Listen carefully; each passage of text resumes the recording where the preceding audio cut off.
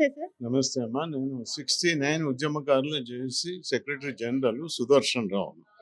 Sir మనకి మొన్న చూసుకున్నట్టయితే కేటీఆర్ హరీష్ రావుని ముందుగా సిట్ విచారణకై తీసుకెళ్లారు. తర్వాత కేటీఆర్‌ని నిన్న తీసుకెళ్లడం జరిగింది. అసలు సిట్ విచారణలో ఏం తేలిందంటారు ఇప్పుడు ఫోన్ ట్యాపింగ్ కేసులో? ఒకటమ్మా, వాళ్ళంతా చాలా రాటుతోలిన నాయకులు. ఏది అడిగినా కానీ మాకు తెలియదు, సమాధానాలు దానికి అసలు ఒక్కటి కూడా సమాధానాలు కరెక్ట్ ఉండవు. వీళ్ళు ఏంటంటే 10 సంవత్సరాలు గవర్నమెంట్ మొత్తం అప్లపాలు చేసి దోసుకున్నారు. తండ్రి కొడుకులు కవిత కానీ వీళ్ళందరూ. ఇక్కడ మన దగ్గర మిగులు బడ్జెట్ ఉన్న తెలంగాణను భ్రష్టు పట్టించి 8 లక్షల రూపాయల అప్పు చేసి కోట్ల రూపాయలు దండుకొని పోయినరు. ఇప్పుడు ఫోన్ ట్యాపింగ్ అంటే ప్రభాకర్ రావు వీళ్ళంతా సీనియరు. ఎందుకు చేయాల్సి వచ్చింది అంటే, మళ్ళీ గవర్నమెంట్ తెచ్చుకోవాలంటే వీళ్ళందరి గుట్లు బయట పెట్టి ఒక్కొక్కరిని జైలుకు పంపించాలి, ఏదో తప్పుడు కేసులు పెట్టి కాంగ్రెస్ గవర్నమెంట్ను క్షీణించేయాలని చెప్పే ఉద్దేశంతో కేటీఆర్ చాలా తెలివిపరుడు. ఎప్పుడైనా పొట్టోడు గట్టోడు అన్నట్టు పొట్టిపోయి ఆ మాటలన్నీ మాట్లాడుకుంటా తెలంగాణ ప్రజలను మోసం చేసి కోట్ల రూపాయలు సంపాదించుకొని ఈరోజు గడ్డ మీద కూర్చొని మాటలు మాట్లాడుతుండ్రు.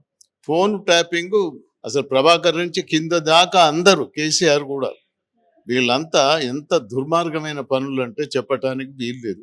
ఎందుకు చేసిండ్రు, చేయవలసిన అవసరం ఏంది? మిమ్మల్ని పిలిచే అధికారులు ఎందుకు అడుగుతుండ్రు? దేనికి అడుగుతుండ్రు చెప్పు? తప్పు చేయకపోతే ఎందుకు వస్తుంది?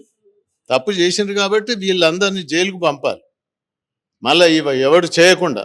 అదే విధంగా సిట్ అంటే మొత్తం కూడా రేవంత్ రెడ్డి పాలనలో ఉన్న వాళ్ళు మాత్రమే సిట్ అంటే, వాళ్ళు రేవంత్ రెడ్డి ఏ విధంగా చెప్తే సిట్ అంటే సిట్ అంటారు, స్టాండ్ అంటే స్టాండ్ అంటారు.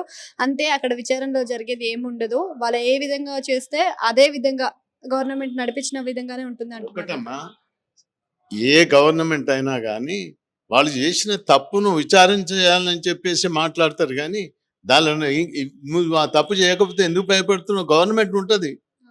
మీ గవర్నమెంట్ ఉన్నప్పుడు చేయలేదా? ఎన్ని చేసిండ్రు నేరాలు ఘోరాలు, లోపల చాలా మంది అన్ని చేసి పార్టీ నుంచి ఎందుకు బయటకు వచ్చిండ్రు, ఎందుకు ఓడిపోయిండ్రు? తెలంగాణ ప్రజలు చీకొట్టిండ్రు. కాబట్టి ఎప్పటికైనా కానీ వీళ్ళు జైలుకు పోక తప్పదు.